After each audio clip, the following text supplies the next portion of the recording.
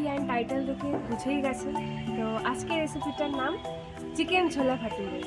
আমি খুব সহজ পদ্ধতিতে আপনাদের সাথে এই রেসিপিটা শেয়ার করব, আর ভিডিওটা স্কিপ না করে আপনারা স্টেপ বাই স্টেপ আমাকে ফলো করবেন, আর আপনারাও বাড়িতে বানিয়ে ফেলুন চিকেন ছোলা ভাটুরে। তো চলুন বেশি দেরি না করে রেসিপিটার দিকে এগোনো যাক। প্রথমে আমি বানিয়ে নিয়েছি ছোলার তরকারি। তার জন্য চিকেন কিমাগুলোকে ভালো করে ধুয়ে একটা পাত্রে রাখলাম। একটি পাত্রে কাবলি চানাগুলো নিলাম, তারপর পেঁয়াজ কুচি, টমেটো কুচি, একটা শুকনো লঙ্কা, দুটো তেজপাতা, দুটো কাঁচা লঙ্কা নিলাম। তারপর হলুদ, নুন, লাল মরিচ পাউডার, জিরে, চানা মশলা, ধনে, গরম মশলা, চিকেন মশলা, গোটা জিরে মশলা নিলাম। আদা রসুন লঙ্কা বাটা নিলাম, সর্ষের তেল নিলাম, কুচনো ধনে পাতা নিলাম।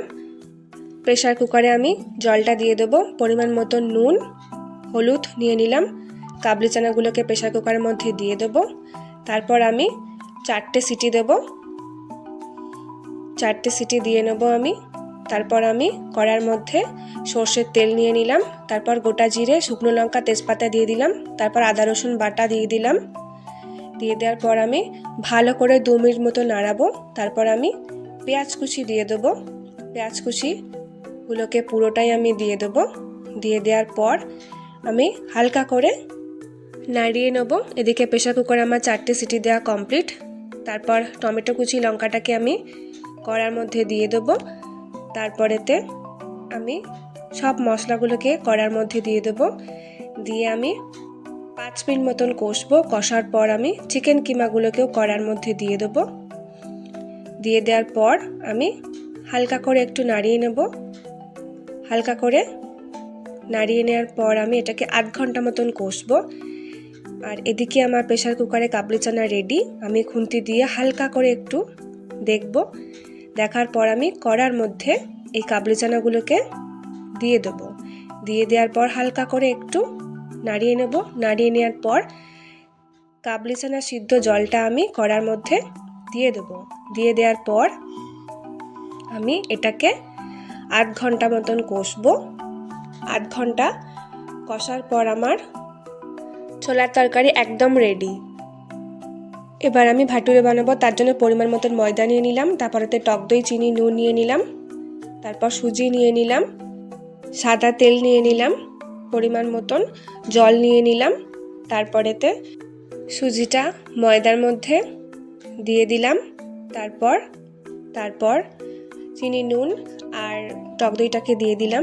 তারপরে তেলটাকেও আমি আস্তে আস্তে করে দিয়ে দেবো। দিয়ে দেওয়ার পর হালকা করে আমি জল দেব।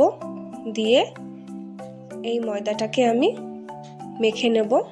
মেখে নেওয়ার পর আমি এই ময়দাটাকে 15 মিনিট মতন রেস্টে রাখবো। তারপর আমি লেচি কেটে নেব গোল গোল করে লেচি কাটার পর আমি কড়ার মধ্যে সাদা তেল দিয়ে দেব। তারপরেতে আমি চাকি বেল্লার মধ্যে লেচিটাকে রাখলাম। রেখে আমি এবার এটাকে বেলবো। অনেকেই আছে গোল গোল করে বেলে, আমি ডিম্বাকৃতি বেলবো। আপনারা আপনাদের মতন করেই বেলবেন। ডিম্বাকৃতি আমি বেলে নিলাম। বেলে নেওয়ার পরে আমি তেলের মধ্যে আস্তে আস্তে ছেড়ে দিলাম। হালকা হালকা করে আমি খুন্তি দিয়ে ভাটুরের ওপরেতে হালকা হালকা করে দিয়ে দেবো, যাতে ভাটুরেটা আরও ভালো করে ফুলবে। এই যে আমি হালকা হালকা করে দিয়ে দিচ্ছি। দিয়ে দেওয়ার পর আমি হালকা করে নাড়িয়ে নেব। পিঠটাকেও আমি এভাবেই ভাজবো, একদম হালকা হালকা করে। এপিঠ ওপিঠ দুপিঠই আমি ভালো করে ভাজবো, আস্তে আস্তে কম ফ্লেমে। ভালো করে ভাজার পর আমার তৈরি ছোলা ভাটুরের ভাটুরে। এই যে আমার তৈরি চিকেন ছোলা ভাটুরে। এবার আমি আস্তে আস্তে আপনাদেরকে দেখিয়ে দেবো ছোলাটা কতটা সুন্দর হয়েছে আর ভাটুরেটা কতটা ক্রাঞ্চি হয়েছে, সেটাও আমি আপনাদেরকে দেখাবো।